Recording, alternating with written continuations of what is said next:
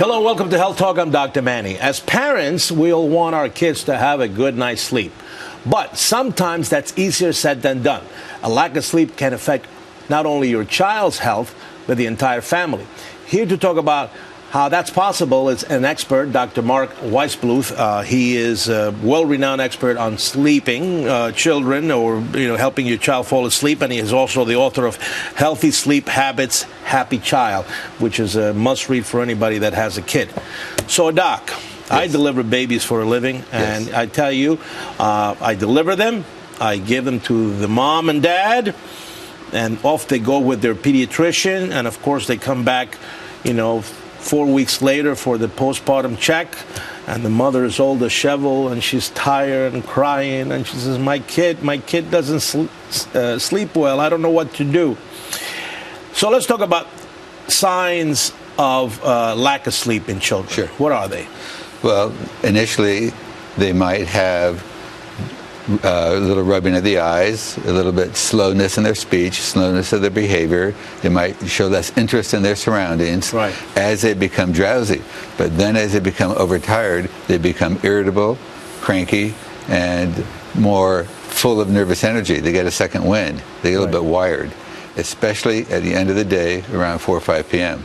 What are some of the most common mistakes? Common mistakes are not appreciating the importance of sleep for the child, or thinking, I will get my child to sleep, so I will get more sleep as a parent, and not appreciating that lack of sleep in the child is harmful to the child. Right. Well, I think everybody wants their kid to be quiet and fall asleep. Yes. But how do, in other words, just tell me some strategies. I bring my little newborn at home, okay? We know that a newborn, eats 2 to 3 hours, especially if you're breastfeeding. So the mother, especially if she's giving the breast, she has to get up every 2 or 3 hours. So we're already breaking the sleep cycle let's of say the mother. You deliver the baby, and you give the baby to me, because I'm a pediatrician. I say to the mom, we want your baby to sleep well. And this is at the newborn hospital. And we want to start this process the day you come home from the hospital, and there are only 3 things to remember. Okay. 1, we got to get your husband involved. Fathers are our secret weapon. It's not just mother putting the baby to sleep or going to the baby at night. Fathers can do lullabies, massage, sing songs, rock the babies. They can do everything the mother can do except breastfeed. 2, we want to have many naps. Short intervals of wakefulness. If you keep your baby up too long, they're going to get a second wind, get overtired, and have trouble sleeping. So watch your baby, and within 30, 60, 90 minutes, definitely not more than 2 hours, your baby's going to need another nap. And the third is practice putting your baby down to sleep, drowsy but awake, so your baby can learn self-soothing. You might have your baby fall asleep at the breast, in your arms, that's fine, but sometimes try to put your baby down before your baby's in a deep sleep. So the brain changes at 6 weeks. 6 weeks of age is an early bedtime. The brain wants to go to bed earlier. Okay. And then at 3 to 4 months, you begin to have regular naps, mid-morning, mid-afternoon. Before that, naps are all over the board. But nap rhythms emerge at 3 to 4 months of age. Now, about 80% of families, when they follow this pattern, they never have any sleeping problems. This detachment method, or you have a baby that is crying, he won't go to sleep. A lot of parents get into this, well, just put the baby, let the baby cry himself to sleep. Lock the door, just walk away, which for a lot of parents is sort of difficult to do. They want to go back. What do you think about that? So, if you failed to get your child to sleep well, it's a learned behavior, and you've created a sleeping problem so the baby's crying a lot, now you have to fix it. And the fixing of it might involve allowing your child to cry or not. It might be that you're going to go to an earlier bedtime.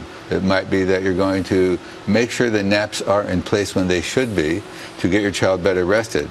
So when you start to fix sleep problems, you shouldn't assume that there has to be crying in your baby. There may be not. But even when parents allow their baby to cry, and they have an early bedtime, and naps are going well, it only takes 3 or 4 days. So when done properly, this method called extinction goes very quickly. At what age, if I don't correct this, or at least get professional help, might I be facing a little bit of a longer-term problem? It's hard to say. We can't do experimental research ethically on babies, right, like we do sleep research on adults. Right. But we know that if you take 2-year-old children who sleep, or 3-year-old children, less than 10 hours a day total, right, by age 5, they're going to have significant emotional and behavioral problems. Right.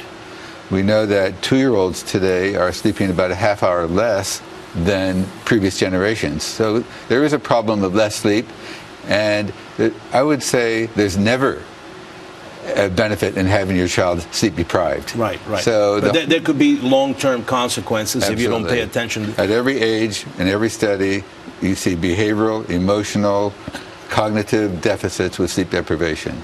So it's never good.